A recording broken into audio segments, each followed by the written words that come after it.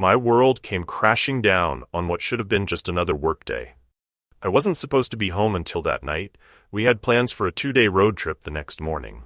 It was meant to be our special time together after a busy summer with family and friends. But work wrapped up early, so I decided to surprise my wife by coming home early. That surprise turned into my worst nightmare. As I pulled into our driveway, I noticed an unfamiliar truck parked there. A week earlier, our neighbor had asked me about my new truck, but I'd brushed it off, thinking he was confused. Now, seeing that vehicle, my stomach dropped. I'd trusted my wife completely for our nearly 20 years together, but something felt terribly wrong. Instead of going through the front door, I crept around to our bedroom window. It was open, and before I even looked inside, I could hear them. What I saw next confirmed my worst fears. My wife was with another man in our bed. I walked away in a daze. The urge to do something violent was overwhelming, but I knew I couldn't let rage control me. I drove straight to my family's cabin and found whatever alcohol was there. The next day, I almost went home to confront her, but stopped myself. I wasn't in the right headspace. All I could feel was anger, and all I could think about was violence. Back at the cabin, I sat staring at a bottle of rum for an hour. Part of me wanted to drink until I couldn't feel anything, but I knew that would only lead to bad decisions.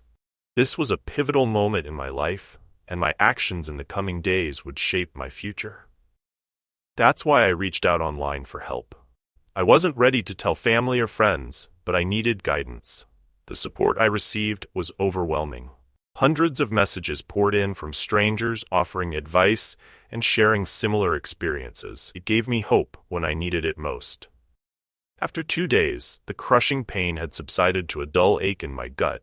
I wondered if this calm was normal, or if it was just the quiet before the storm. Looking back, there were signs I'd ignored. She'd started texting late at night, which wasn't like her. She claimed to be going to yoga weekly, supposedly free because her coworker was the instructor, and she helped with setup. There were mysterious phone calls that would end in hang-ups whenever I answered. But I'd been blinded by love and trust. My brother Tom came to the cabin after I finally told him everything. He's always been my true best friend, the one person I knew would be there without judgment. We talked for hours, and he helped me think clearly for the first time since discovering the truth. When my wife texted asking about our planned trip, I told her I had to work at a remote site and wouldn't be available. She suggested taking her best friend to the romantic bed and breakfast I'd booked, not knowing I knew exactly who she really planned to go with. Instead, I told her I'd given the reservation to my brother and his wife, since it was non-refundable. In reality, Tom was coming with me. The hotel kindly switched us from the honeymoon suite to a room with 2 beds. There was a lake nearby with boat rentals, so our romantic getaway became a much-needed fishing trip between brothers. The drive to the bed and breakfast with Tom took nearly 5 hours. Most of that time, I just vented while he listened. When we arrived, I needed some alone time, so he went out for dinner and brought food back for me. The owner of the place, hearing about our changed plans, even packed us a cooler of snacks and drinks for our fishing trip. A kind gesture to make the romantic package work for 2 brothers. Saturday on the lake was peaceful. We caught a few undersized trout we had to release, but it wasn't really about the fishing. In the afternoon, we drove around to different vineyards and fruit stands, buying cases of wine for Tom's wife Sarah.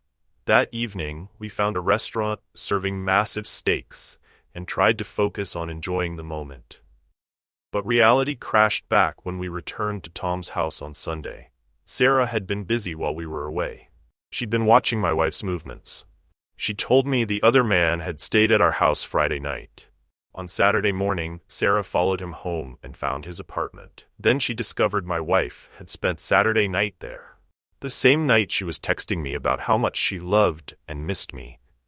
Sarah even had pictures of them kissing goodbye Sunday morning, though I couldn't bear to look at them.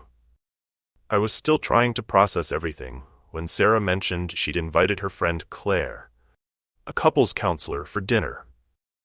After we ate, Claire and I walked her dogs around the neighborhood. Something about talking to a stranger who was trained to listen made it easier to sort through my feelings. She gave me only one piece of advice: don't delay confronting my wife. The longer I waited, the harder it would become. Tom and Sarah offered to let me stay with them, but I knew my brother and I would drive each other crazy, eventually. Thankfully, my boss arranged for me to stay in company housing, the same place I usually stayed during work weeks, but now I could use it full-time if needed. Monday morning I drove home, first doing a drive-by to make sure his truck wasn't there. I went inside and packed essentials: family photos, heirlooms, things I couldn't bear to lose. Then I drove past his apartment. My wife's car wasn't there, but his truck was. I texted her, asking where she was. She said she was grocery shopping. I felt pathetic doing it, but I drove by the store to verify. Trust was completely broken at this point. I told her to come home because we needed to talk. When she arrived, she tried to hug and kiss me like normal, but I turned away. She played dumb at first, then admitted to skipping yoga, claiming she'd been taking walks to distress about our upcoming move. When I pressed harder, she mentioned going for drinks one night, something I hadn't even known about. She kept minimizing and deflecting until I finally got up to leave. Seeing me gather my things, she panicked. Her phone started blowing up with calls and texts, begging me to come home, claiming she had no idea why I was upset. Hearing her say she loved me and would never hurt me felt like a knife twisting in my chest. Those words used to comfort me. Now they just caused pain.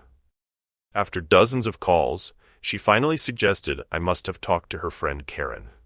When I returned home, she gave me a watered-down version of events, claiming some guys bought them drinks at a bar, and one tried to kiss her. She showed me her phone, which was suspiciously empty of texts, except for messages from me and her mother. In her deleted photos, I found a picture of a man I didn't recognize. The truth started coming out in pieces. First, it was fooling around at his place. Then, after more pressure, she admitted to sexual acts. Finally, the full truth emerged. They'd been having an affair for almost a month while I was away for work. She claimed he was getting divorced, which turned out to be another lie. When his number appeared on her phone, I answered. He tried to play it off as a wrong number, but I confronted him. He begged me not to tell his wife, swearing he'd tell her himself. Instead, my wife called his workplace and got his wife on the phone. The poor woman was driving home when she learned about the affair.